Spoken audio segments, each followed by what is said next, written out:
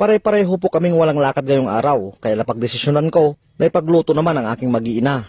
Sakto naman at nandito ang aking pinakamamahal na alaga, Meat Oscar, ang imported na manok na pangkatay. Pasensyakan Oscar, kung si kami tinagbalin nga manok, sigurado parchin na kami mo lang.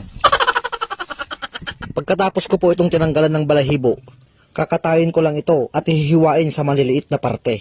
Tipikal lang ang mga sangkap, magigisa lang tayo dyan ng bawang, sibuyas at luya, sabay-sabay na.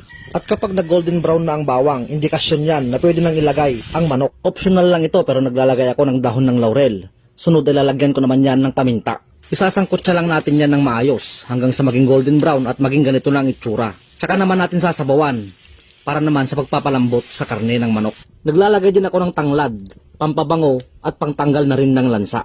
At nang tuluyang lumambot at maigana ang sabaw, sunod ko naman itong titimplahan ng bagong isda. Tansyahin lang ang paglalagay ng naaayon sa inyong panlasa. At kaunting bitchin para pangdagdag naman sa linamnam.